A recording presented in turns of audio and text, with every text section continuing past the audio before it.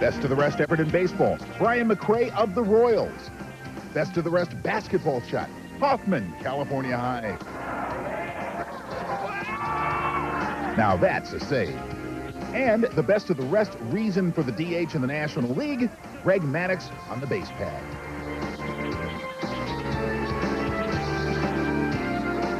Yeah, I wonder if they ever got that tarp down in Miami. Yeah, I think so. They tried the left side, and it's working. But alas... Look at this. They're going to make it, and it stopped raining completely. It has stopped.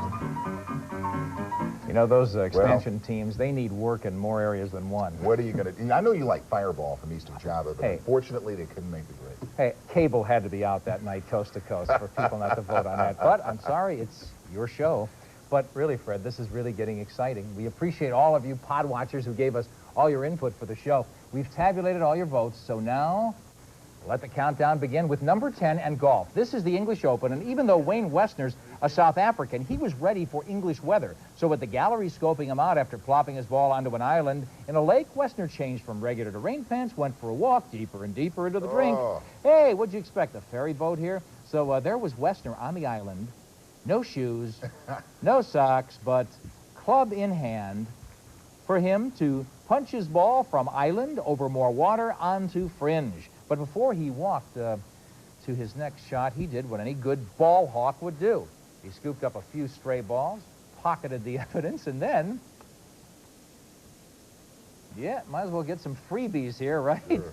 Left the way he came. You know, they say St. Patrick chased all the snakes out of Ireland. I'm glad they didn't settle in England, but any guy who can combine a round of golf with a couple of laps gets top 10 billing in our book, and obviously yours. Should have taken off a couple of strokes for that. Anyway, that brings us to number 9, a guy who has been here before. He is Steve Young of the San Francisco 49ers, and he has done some amazing things playing quarterback. His scramble against Minnesota a couple of years ago, that was a finalist, exciting player. And this year, against the Atlanta Falcons, Steve showed another dimension of his game at Candlestick Park. Look at this, scrambles out of a sure sack situation, looks for some daylight, decides to bootleg, and then now to pass. It's deflected right back where it came from, and he winds up getting to the 1-yard line.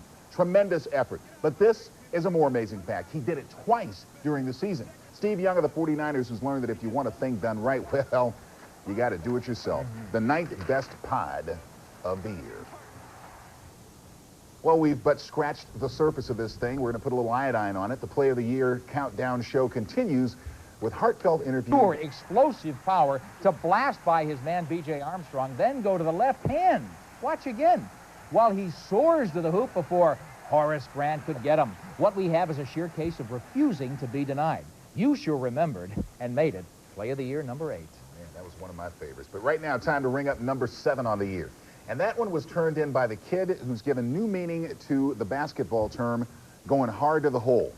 April 23rd, Brendan Byrne Arena in New Jersey, the Nets and the Magic. Shaq with a big jam brings down the house. I mean, the whole shebang went. Yeah. No, wait, look at the replay, though. The 24-second clock actually comes down and grazes O'Neal, but Shaq comes away without a scratch. The 7th best Play of the Year.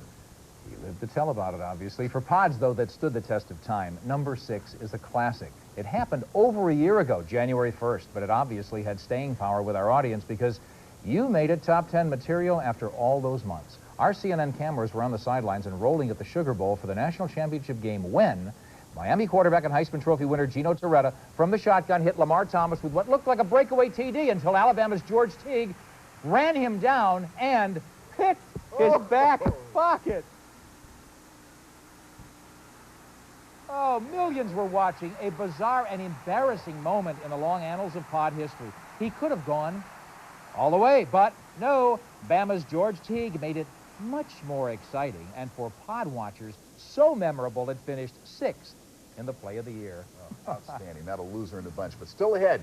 We break the top 5. Rarefied air indeed. And one of the guys making the grade, an emotional Wayne Gretzky. I'm really quite flattered to be in the top 10. I'm excited to be in the top 10. I think that, you know, in this day and age, everybody watches the Play of the Year, and everybody wants to know what's happening with the Play of the Year. So, yeah, I'm excited about it. To introduce power to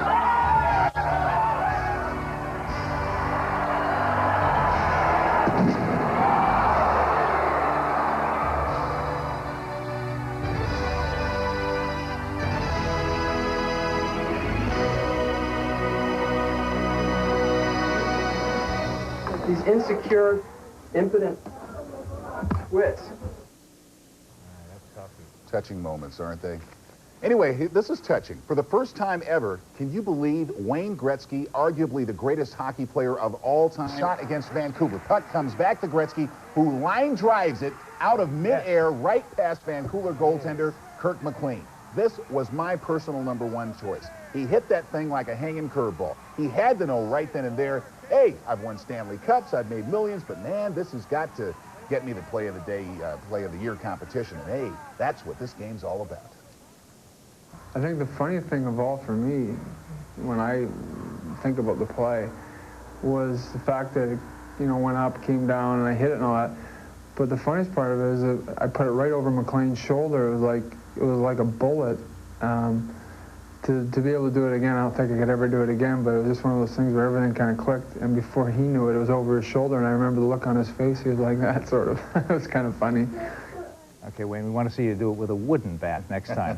Well, how many times have you been to a basketball game and said, I can't wait for halftime to be over? It may be good for the players, but it's boring for fans. Well, not for the fans who packed Chicago Stadium on April 14th, and especially not for Don Calhoun. The Bloomington, Illinois native drove up to see a basketball game, got plucked out of the crowd, and with that shot won $1 million. Even Michael Jordan was amazed. The crowd was on its feet. I mean, this was standing O time. And Don Calhoun, with his length of the court bomb, a long shot basketball equivalent to hitting the moon with a balloon. Well, it broke the bank for a cool $1 million.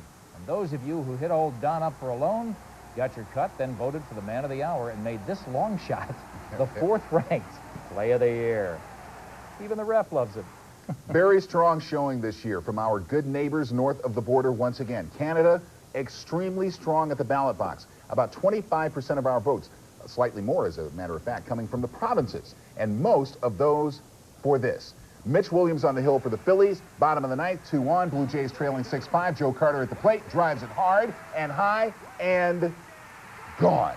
Blue Jays win. Carter goes to Disney World. Williams goes to Houston. Blue Jays win the series. Now, the view from right field tells all. Watch again. It took us a while to find this, but look, Nick, look at this. Watch Joe's mouth. Yes, he was saying play of the year, play of the year. I'm sure of it. I saw it clearly. No mistake about it. But he's only #3. Yeah, but we're getting down to real business now, and I know what you're thinking. There's no way Jose didn't make the list. Don't worry, he's there in all his crowning glory as the runner-up pot of the year. It happened at a baseball game in Cleveland when the Indians' Carlos Martinez got a hold of one, and Rangers right fielder Jose Canseco gave it a boost with a headbutt. Yes, that baby's tagged in more ways than one.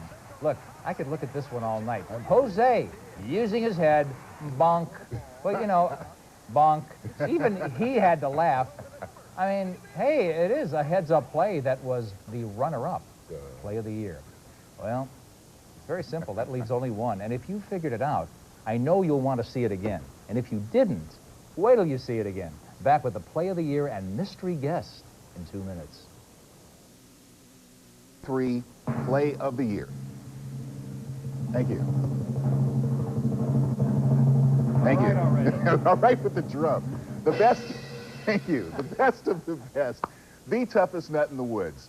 Yes, it is time for the play of the year. And here it is. Washington Catholic High, Indiana playing Wood Memorial JV. Opening tip controlled by Washington. Now that's Craig Macklin. He's the cutter. Specially designed play. But where is he going to cut to?